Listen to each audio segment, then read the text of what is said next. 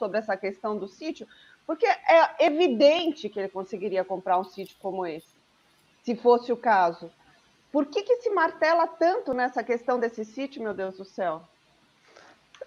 Pois é, essa é uma questão, Juliana, que teria que ser perguntada à Lava Jato, porque as acusações feitas pela Lava Jato não fazem o menor sentido.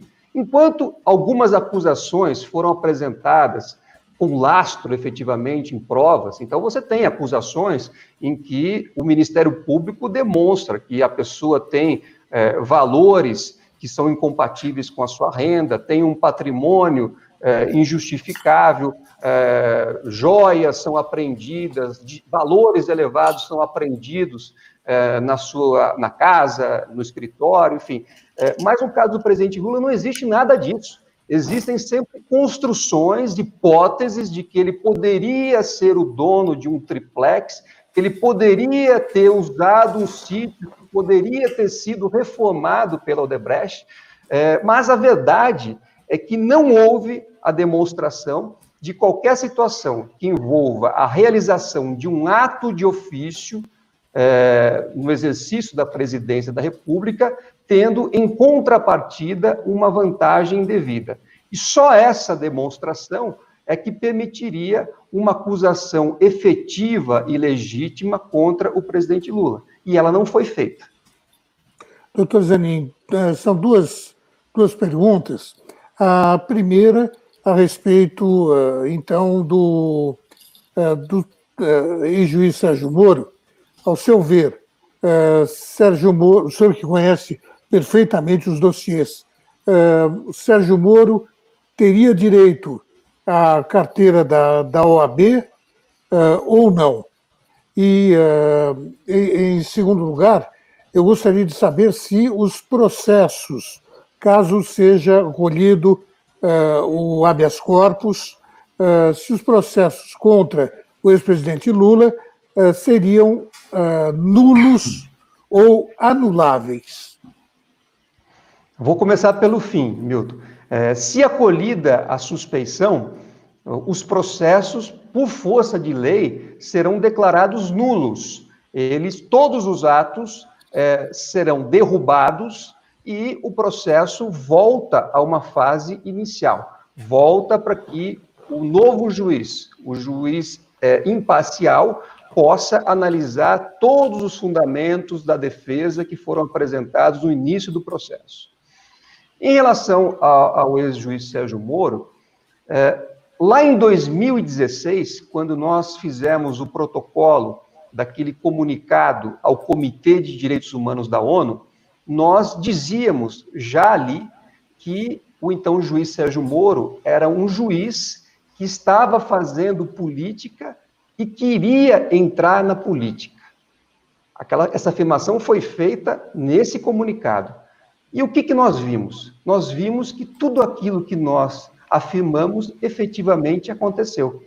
Ele fez política, interferiu no cenário político do país, fez o impedimento do ex-presidente Lula, isso elegeu o presidente Bolsonaro e ele foi para a política, foi ser aliado de primeira ordem do presidente Bolsonaro. E hoje está, segundo a imprensa, trabalhando numa candidatura para presidente da República.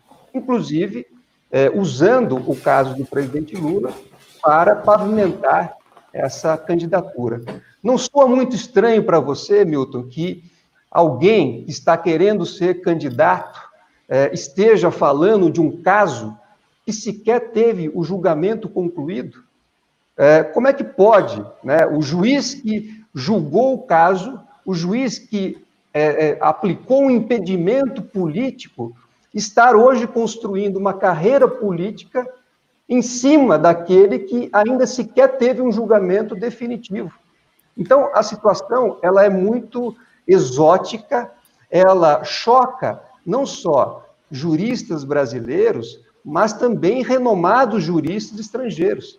O ano passado, vocês devem saber, um grupo de juristas, de renomados juristas internacionais, divulgou um manifesto dizendo que estavam chocados com aquilo que estava acontecendo no Brasil, porque esse julgamento ou esses julgamentos feitos pela Lava Jato de Curitiba em relação ao ex-presidente Lula, eles não resistem a qualquer análise do devido processo legal, a qualquer análise que tenha em mente um julgamento justo. Então, isso, evidentemente, envolveu um trabalho da parte da Lava Jato de Curitiba que, de um lado, buscava criar um ambiente artificial de culpa em desfavor do presidente Lula, e, de outro lado, de impedir e atrapalhar o trabalho da defesa. O que se buscava era ter o desfecho do processo com uma condenação pré-estabelecida. Então, o trabalho da defesa não tinha, para a Lava Jato, para o então juiz Sérgio Moro, qualquer sentido, qualquer significado. Então, aí, indo já na linha da resposta, eu acho que o ex-juiz Sérgio Moro, ele nunca teve apreço pelos advogados e pelo direito de defesa. Acho muito estranho que um juiz com essa visão que ele sempre deixou clara, queira agora entrar para a advocacia. Não é a primeira vez que o Supremo Tribunal Federal analisa atos ilegais do então juiz Sérgio Moro contra advogados. Em 2013, a segunda turma do Supremo julgou um habeas corpus em que, naquele caso, o então juiz Moro havia monitorado os movimentos migratórios, os deslocamentos de um advogado. E isso levou, na época, em 2013, o ministro Celso de Mello a reconhecer a suspeição do mesmo juiz Sérgio Moro por ter monitorado os movimentos migratórios de um advogado. Então, vejam, é um juiz que tem um histórico grande de violações às prerrogativas dos advogados e do direito de defesa. Então, eu acho muito estranho que ele queira ser advogado. Aliás, nem me parece o caso. Me parece que ele está pavimentando uma carreira política. Mas, se ele tiver o interesse efetivo na advocacia, eu acho que esse passado terá que ser discutido. Se ele vai gerar um impedimento ou não, é uma discussão que terá que ser feita à luz do Estatuto do Advogado, que prevê regras específicas que a pessoa tem que preencher para ser